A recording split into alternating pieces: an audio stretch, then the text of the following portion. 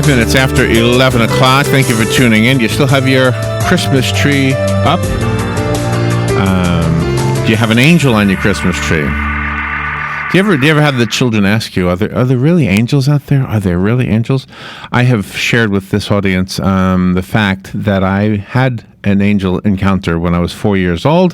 For the sake of our guest, I'll tell it real quickly. I was 4 years old. I had a set of keys that went to nothing. They were just toy keys, I guess. And I lost them, couldn't find them. An angel came and said they were on the dresser. I went to the dresser and went to my mother and said, hey, I just got my keys. And an angel told me where they were. And she said, that's nice. And I went out and played, and that was all there was to it. The angel, visually, I will describe as a haze. There was no wings. There was no face. There was a female voice. I remember it was a girl or a lady.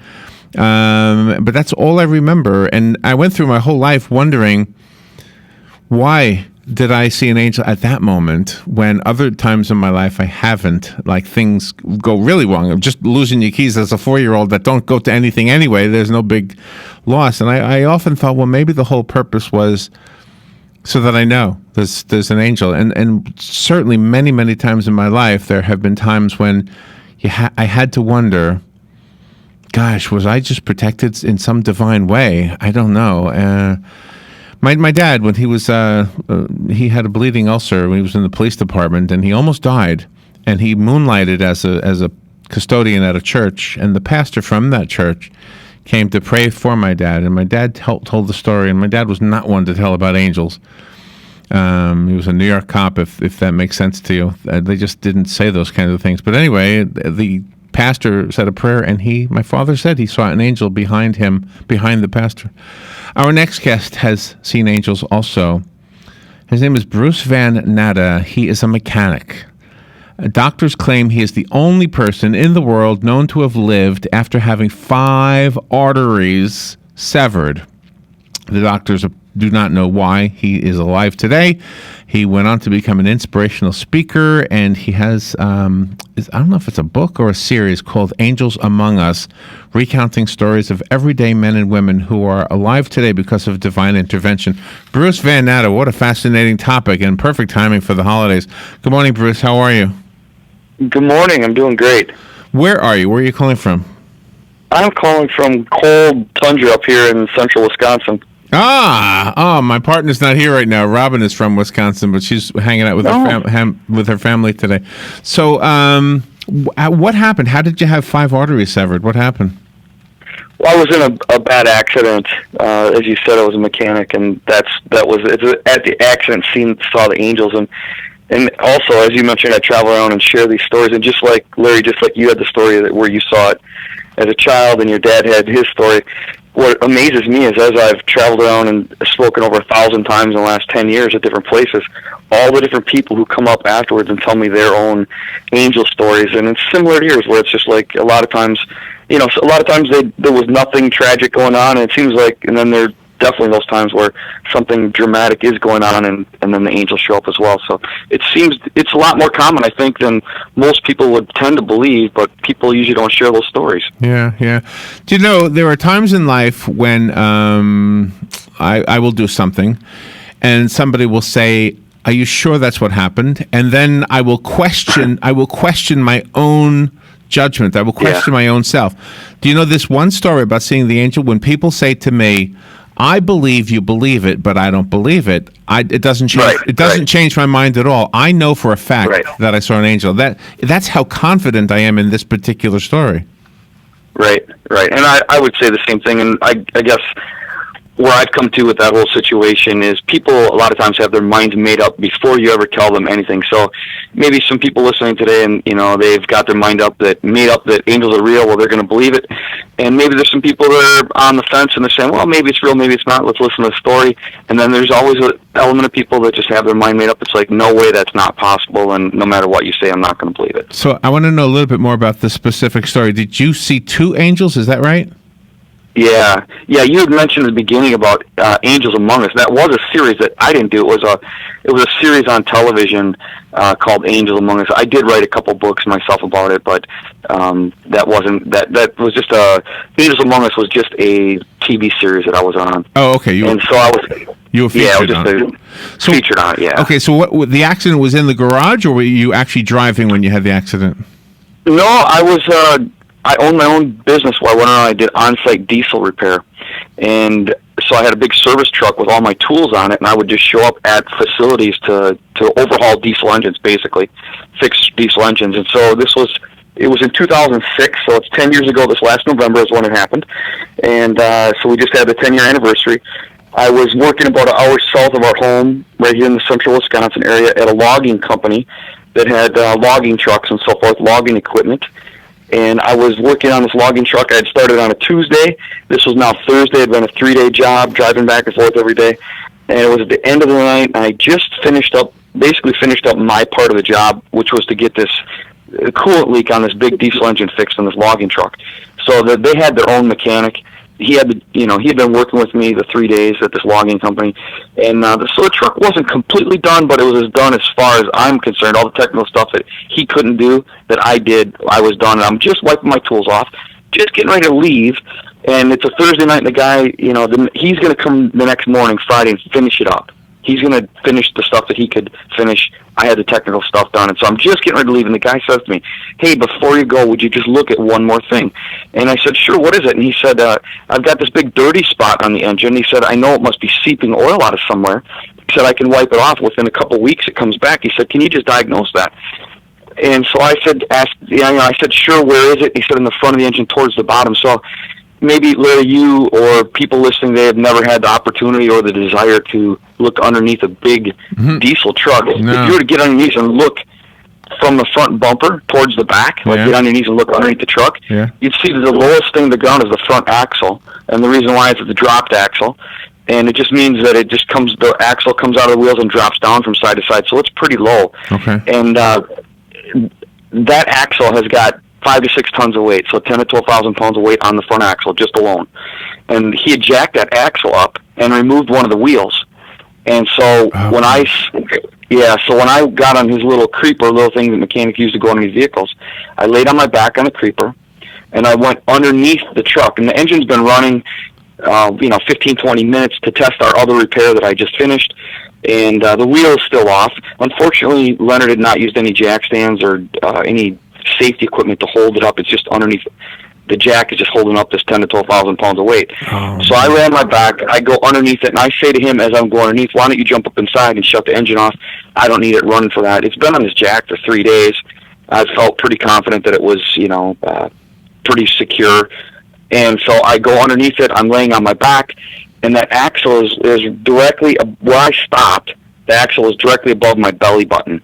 And the axle is about maybe, let's say 4, 5, 6 inches wide, and just shaped like an I-beam, and it's maybe just an inch above me. I mean, I just could barely fit underneath it.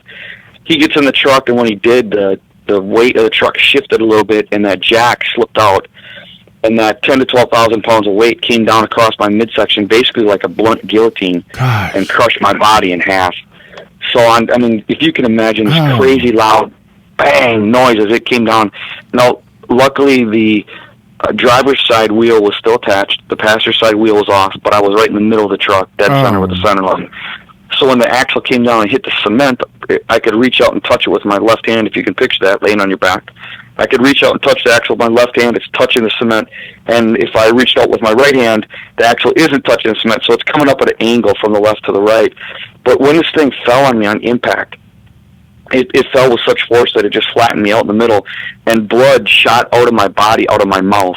On impact, blood shot out of the inside of my body. Wow. And I remember seeing that blob of blood come out of my mouth, and it just stopped. Just one big blob came out and stopped, and I just called out to God and said, "God, help me." Oh, my goodness. I remember saying it twice. For whatever reason, in case he wasn't listening the first time, I guess, I said, "God, help me." Right, yeah. I looked down, and there was about 1 inch of space between the bottom of the axle and the cement right on my left side. So So I know my body is approximately 1 inch thick on the left side. The creeper that I was on, thank goodness, was just a flat, hollow core plastic creeper. So when the truck fell on me, it flattened out to nothing. And on the right side of my body, there was about 2 inches of space. And so I was basically 1 inch thick on the right, 1 inch thick on my left side, 2 inches thick on the right. A little bit thinner than my spine because my L4, L5 vertebrae were broken, and according to the radiology report, spider cracked and slightly D-shaped. So I was thinner than my spine, right in the middle of my body, a lot thinner on the left, and just, on the right a little thicker. Holy mackerel. Okay, but So crushed in half. your spine was not severed, but your arteries were. Yeah, well, what happened was everything, if you can picture between the bottom of your ribs and the top of your pelvic, across that middle area is where I was flat. Everything in there was crushed and damaged. Spleen, pancreas, small intestine. So everything in there. So that's where it severed the arteries, is right in that middle. And basically you've got this huge artery that runs along your small intestine called the superior mesenteric artery. It's a huge superior, it's a big one. And that alone was severed in 3 places completely. And then there was 2 other arteries severed for a total of 5 places. Major arteries are severed. So the truck's on me. I'm crushed in half. Oh my goodness. I'm in incredible pain. The guy gets down in the truck and he goes into shock. He looked at me and he just froze. I mean, he stuck his head underneath the front bumper on the right side, and he just froze. And I could see the look in his eyes. It was guilt because he jacked up the truck and not used any safety equipment. So he's panicking. He's in shock, and I'm looking back at him, and I start to mumble, call 911. I'm begging him to call 911. So it seemed like forever before he moved, and then he got up. He's on the phone screaming for 911. The engine was still running because the truck fell off the jack before he could shut it off. Oh, and wow. so then it's vibrating. This big diesel engine is vibrating. I felt like it was sawing me in half. Oh my God! It's got my vertebrae broken and pinched down, and so I'm begging him to shut it off, and he shut it off and made it just a little bit better. And then he goes and gets the jack, and he's trying to get the truck up off me, but he couldn't put the jack back underneath the axle because the axle's now on the cement. Yeah. So he's trying to figure out how he's going to jack it up off me, and he got it jacked up. And when he did, I looked down at my body, and what I saw was it looked like a cartoon. I mean, literally, that's exactly what I thought. You're awake the whole time. Totally, completely conscious. Yep. It looked like a cartoon of immediately what I thought of, and I know it sounds ridiculous in such a traumatic situation, but I thought of Wile E. Coyote getting run over by Acme truck with a big flat spot across the middle. It was cartoonish. It was surreal, and I'm going to shock and I'm freaking out. Yeah. I'm looking at myself like that, and I'm thinking there's no way I should be able to be alive and look at myself like this. And then, I started begging him to get me out from the truck because he was afraid the jack was going to slip again. And obviously, I'm going into shock, and he wouldn't touch me. Most people have been told you don't want to move somebody with a back injury, so he wouldn't touch me. So in a panic, the big chrome bumper was just back behind my head. I was just underneath it. And so I reached back and grabbed the bottom of that chrome bumper with my hands, and I was able to drag my body on the creeper out enough that it was adrenaline rush. And now just my shoulders and my head are sticking out from underneath the front bumper. The rest of my body is still underneath the truck, the front of the truck, but at least my head and shoulders were out, which made me feel a little bit better somehow in my head. Yeah. And I was starting to get weak. Well, he had called 911. This is in a very rural area, volunteer fire department, and it just so happened that 2 of the guys on the volunteer fire department were driving home from work on the highway that we were fairly close to, and they were there within like 2 or 3 minutes. I mean, like instantly these guys are there because they're driving, their pager goes off and they're driving by literally, and they just pull in, Right. So the first 2 guys get there and they're talking to me. I'm trying to talk back. At this point, they said I was just mumbling and not, they couldn't understand what I was saying. And I'm getting weaker and weaker. And what happened was because of the arteries being severed, as soon as he jacked the truck up off me, those arteries were able to bleed out. And so I bled out internally. And when I bled out internally, my heart stopped. Obviously, my pulse stopped. And people would say that's at the point of death when you have no heartbeat, no pulse. And at that point, my spirit left my body. And I went up into my spirit now, went up into the roof of the garage up about 15 feet. And I watched from above. And let me first say that anybody on the, listening today that's lost a loved one, and you believe that they had a faith in God, I was up there feeling amazing. I mean, I can't tell you how good it felt. Words can't describe how good I felt up there in the ceiling. So I'm watching from above, and just in perfect peace, perfect peace, no pain whatsoever. And in fact, not only was there no pain, but just this overwhelming, overriding peace times a million. So I'm up in the ceiling feeling amazing, watching from above, listening to everything. Now the volunteer, fire department is showing up one and two at a time. Listen to everything they're saying. They're saying it's too late for that guy down there. And the guy that I've been working with, he's crying and he's apologizing and saying he's sorry because he jacked it up night, he's jacked it and all that. Right. And I'm just watching from above, and I could care less. And on each side of my body, back to full circle on these angels, on each side of my body were these an angel on each side. And the guy that I was working with, he's just a little bit over 6 feet tall, and these angels' heads stuck up about 2 feet taller than his head, so it would have made him approximately 8 feet tall. Mm-hmm. Like you, I didn't see any wings at all, but instead of just being like fuzzy, as you had mentioned, and sometimes people mention, these angels look perfectly clear, perfectly real. They had white robes. They had long hair that went down to about the middle of their back, very muscular. These particular angels that I saw were men, and they had their hands in the middle of my body where I was crushed flat, one on one side of my body, one on the other side of my body, but they had their hands in that big channel where I was flat across the middle between the bottom of my ribs and my pelvic. They never talked. I never even saw their faces because the way they were, my position up on the ceiling, I couldn't see their faces, I could see their backs. And they just were on each side of my body, and the people, around the emergency ward and stuff, there was no pulse. They're not going to do CPR because there's a chest injury. So there's nothing they could do. And it was at that point, I'm just watching from above. A lady came in. She was a first responder, one of the last 2 people to get there. And she came in the back door with another guy, which it's a little detail. But a year later, when I got out of the hospital, I went and spoke at the volunteer fire department just to tell them thank you. And I mentioned, hey, you, and I pointed to her and this other guy. I said, you guys came in the back door. Why? Everybody else came in the front door. Because of the way this truck garage was at this logging place, there's a big blacktop driveway going out to the main entrance. And I said everybody else came in the main entrance from behind me where I was in the ceiling. You guys came in the back. And again, it's a little detail, but that little detail proves I really was up in the ceiling watching, because even where my body was positioned, I wouldn't have been able to tell anybody that. Right. Oh, my God. I'm watching. She gets down between these angels, and she starts patting, feeling for pulse, and they're saying it's too late. There's, at this point, there's been no pulse for several minutes. And she's feeling on, and she's like, because she'd come later than everybody, she's all excited and feeling on, and there's no pulse. And then she says, I'm watching from above, and I hear her, she said, what is his name? And the guy's working says, Bruce Van Natta. And she begins to pat me in the face and say, Bruce Van Natta, come back. Come on, come back, open your eyes. And she's getting louder and louder, and the whole place, again, my vantage point in the ceiling, my spirit watching down, people are quietly talking and just kind of standing around. And everybody gets quiet and just looks at her and gives her the crazy lady look, like, what are you doing? Because that's not going to bring anybody back to life. And she just gets louder and louder. And next thing I know, my spirit comes back down out of the ceiling and back into my body. Wow. What I found out, what I found out later was she was a 2-month-old baby Christian, and she was praying in her head to asking God to bring me back to life, which I didn't know that at the time, right? And so my spirit comes back to my body along with this incredible pain, and it was just that I could handle, and I didn't want it, so I made a conscious decision to leave. My spirit left my body, a tunnel opened up, and I got in the tunnel, and my spirit got in the tunnel and went towards the light, and again, it felt really good, and I could hear her back there calling my name, and she prayed me back to life again. My spirit came back out of the tunnel, back into my body, which I wasn't happy about, and again, this incredible pain comes. And then I personally believe God spoke to me at that point and just said, if you want to live, you're going to have to fight. It's going to be a hard fight. And I said no. And for the third time, my spirit left my body, went in the tunnel towards the light. This woman prayed me back the last time, and then when my spirit came back in, each time when my spirit would come back in my body, my heart would start.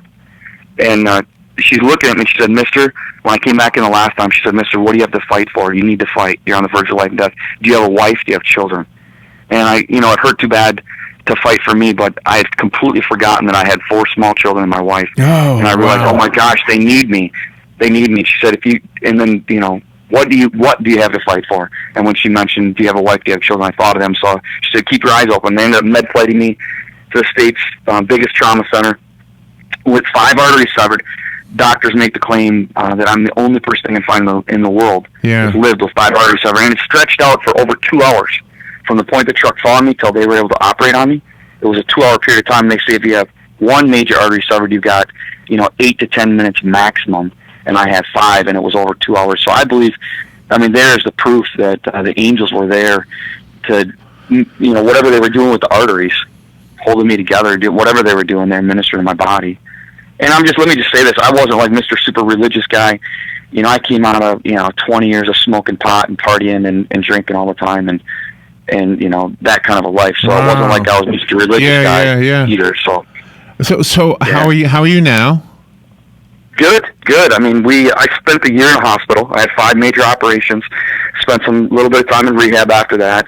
And, I'm in full-time, we started a 501c3 nonprofit called Sweet Bread Ministries.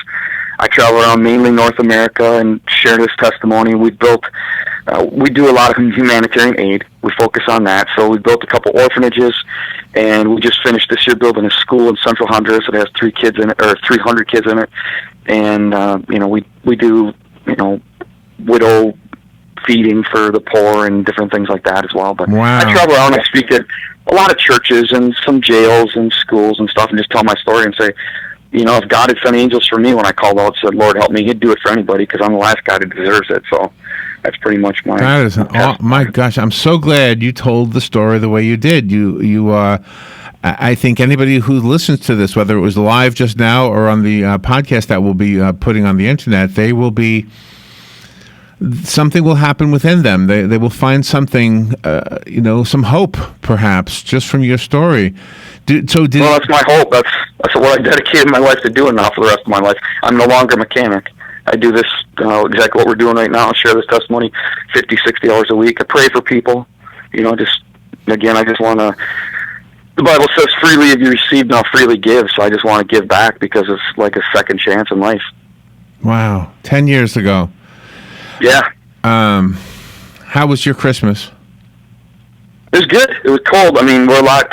right now, we're at, with wind chill about 0 degrees today here with over a foot of snow here. How old are the children now? Oh, my oldest is 18, and then I've got twin boys that are 17, and then the baby's 15. So they were only 8, 7, and 5 at the time. Yeah. Oh my gosh. Yep. Yeah, they were little. Wow. And so you pray a lot now. Do you pray differently now than you did before? Oh, absolutely. Yeah, without a doubt. How? Without a doubt. Just the fact that it was no one in the world could try to take this away from me. So I know that I know that I know. Yeah, right. That I know that it's real, and I know that God sends angels, and I know that even there's more. I mean, we don't have time to go into today, but there was a lot of miraculous stuff that happened even in the hospital.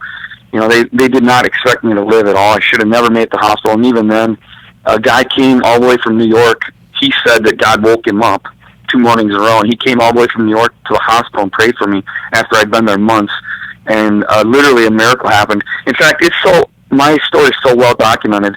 I've been on over 46 television shows, and History Channel International did a series called Miracles Decoded, where they tried to disprove miracles from around the world, and they picked the top 20-some miracles from around the world. Right. And then they went through and they did 8 episodes, 3 stories per episode, and they saved mine for the finale episode, last story, and it was the only one out of 24 that they could not disprove. And they said that they disproved it, that I didn't have an out-of-body experience because there's no such thing as spirit, and they said I couldn't have seen angels because there's no such thing as God or angels or devil and all that. That's just people's opinion. But when it came to the medical part, the actual miraculous part of 5 arteries severed, and then this guy praying for me and a creative miracle happening, parts coming back that were gone, it's so documented. They had to say that was miraculous, that there was no explanation. So that's how they ended the series with my story, saying that it was miraculous, that there is no medical explanation for the miracles. And for me, it's like, well, it's pretty obvious. If there's absolutely no medical explanation, if it's totally beyond anything they can imagine, defies natural reason, then there's supernatural involved. That's the God part. Bruce, we're out of time, but I am so happy that you came on today to tell the story. I want to help you if there's any way I can. Do you want to leave us with a website?